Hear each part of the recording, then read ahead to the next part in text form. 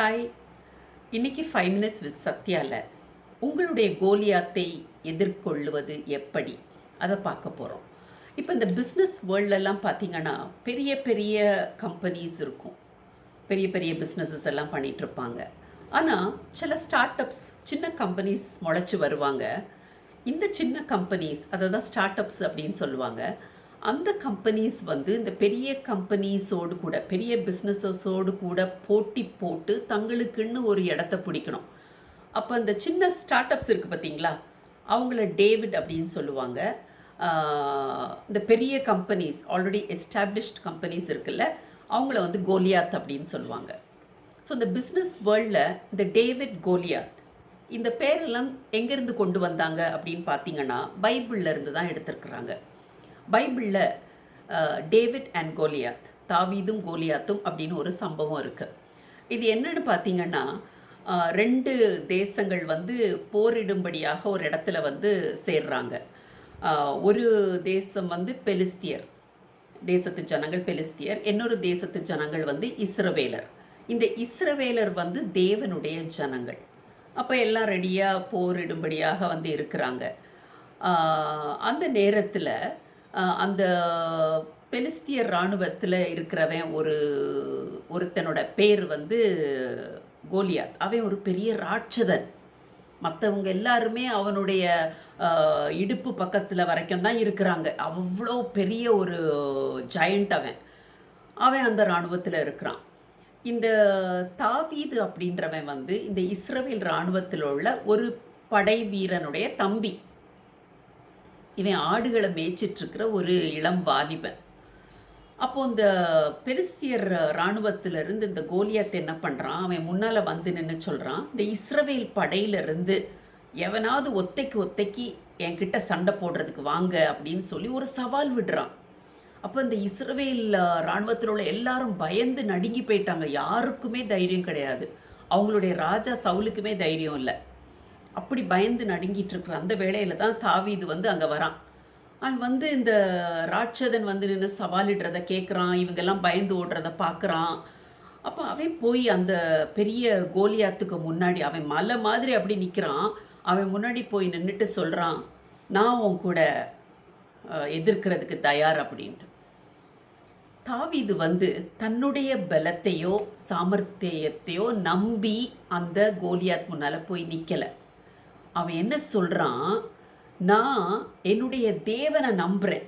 என் தேவன் வந்து மிகவும் பெரியவர், சர்வ வல்லமையுள்ள தேவன். அவரை நான் நம்புகிறேன், அவர் எனக்காக யுத்தம் பண்ணுவார்னு சொல்லி இதை தைரியமாக அந்த கோலியாத் முன்னாலே போய் நின்றுட்டு சொல்லிட்டான். அவன் இவனை வந்து ஒரு பூச்சியை பார்க்குறது மாதிரி பார்க்குறான். ஆனால் நடந்தது என்னன்னு பார்த்தீங்கன்னா, இவன் தாவீது நிற்கிறான். அவன்கிட்ட இருக்கிற ஒரு போர் ஆயுதம் என்ன தெரியுமா? உலக பிரகாரமாக பார்த்தீங்கன்னா ஒரு கல், ஒரு கவன். இந்த மேய்ப்பர்கள் எல்லாம் அந்த கல்லை கவனில் வச்சு அடிக்கிறதுல எக்ஸ்பர்ட்டாக இருப்பாங்க. ஏன்னா அவங்களோட ஆடுகளை பாதுகாக்கிறதுக்கு அவங்க வந்து அந்த மாதிரி பண்ணுவாங்க இல்லையா. ஏதோ ஒரு வைல்டு அனிமல் வந்துருச்சு, அதுக்கிட்ட இருந்து காப்பாற்றணும் அப்படின்றப்ப அவங்க சிலவளை இப்படி யூஸ் பண்ணுவாங்க. ஸோ அது அவங்களுக்கு கை வந்த பழக்கம். அப்போது தாவீது வந்து தன்கிட்ட இருந்த அந்த கவனில் ஒரு கல்லை வச்சு சுழட்டி அடிக்கிறான். அந்த கல் போய் அந்த பெரிய ஜாயண்ட் நிற்கிறான்ல கோலியாத், அவனுடைய நெத்தியில் பட்டு அவன் வந்து மண்ணில் சாஞ்சிட்டான். பெரிய வெற்றி தான். ஆனால் இவன் சுழட்டி அடித்த அந்த ஒரு சின்ன கல்லுனால் அந்த வெற்றி கிடச்சிச்சா? இல்லை. இவன் யாரை நம்புனா? தேவாதி தேவனை இவன் நம்புனான் பாருங்க. அந்த தேவன் எனக்காக யுத்தம் செய்வார்னு சொல்லி இவன் ஒரு அறிக்கை விட்டான் பாருங்க. அந்த தேவனே அவனுக்காக களம் இறங்கி வந்து விட்டார். அவனுக்காக அவர் யுத்தம் பண்ணார். அவர் அவனுக்கு ஒரு பெரிய வெற்றியை கொடுத்தார் அப்படின்னு சொல்லி நம்ம பார்க்குறோம். ஸோ உங்களுடைய வாழ்க்கையில் இது மாதிரி மலை மாதிரி உங்கள் முன்னாடி கோலியாத்துகள் இருக்கா? பயப்படாதீங்க. அது ஒரு பெரிய ஒரு வாழ்க்கையில் வந்திருக்கிற ஒரு பெரிய போராட்டமாக இருக்கலாம், உங்கள் குடும்பத்தில் வந்திருக்கிற ஒரு பெரிய பிரச்சனையாக இருக்கலாம், இல்லை உங்களுக்கு ஒரு பெரிய நோய் வந்துருச்சு, அதிலிருந்து நீங்கள் மீண்டும் வெளியே வரணும், ஒரு பெரிய கடன் கஷ்டமாக இருக்கலாம், பிரச்சனையாக இருக்கலாம். ஏதோ எப்படிப்பட்ட ஒரு சோதனையோ பிரச்சனையோ இருந்தாலும் சரி, அது ஒரு கோலியாத் போல பூதாகரமாக உங்கள் முன்னால் நிற்கிதா? பரவாயில்ல, பயப்படாதீங்க. அந்த தேவனை நம்புங்க. தாவீது தன்னை நம்பலை. நான் இவனை எப்படியாவது மடங்கடிச்சிருவேன்னு சொல்லிட்டு தன்னுடைய சாமர்த்தியத்தையோ பலனையோ நம்பவே இல்லை. அது மாதிரி நீங்களும் அந்த தேவாதி தேவனை நம்புங்களேன். உங்கள் முன்னால் இருக்கிற அந்த பூதாகரமான அந்த கோலியாத்துகள் எல்லாம் நிச்சயமாக மண்ணை கவ்வுவது நிச்சயம். ஒன்றே ஒன்று செய்யணும். நான் அந்த தேவனை நம்புகிறேன், தாவீது நம்பினது போல. என்னுடைய சுயத்தை அல்ல, நான் அவரையே நம்புகிறேன். அவர் எனக்காக யுத்தம் செய்யட்டோன்னு சொல்லி அவர் கையில் நீங்கள் கொடுங்களேன். அந்த தேவன் அவர் இயேசு கிறிஸ்து. உங்கள் கையை அவர்கிட்ட கொடுங்க. உங்கள் கையை அவர் பிடிச்சிட்டாருன்னு வச்சுக்கோங்களேன், அப்புறம் நீங்கள் பயப்படவே தேவையில்லை.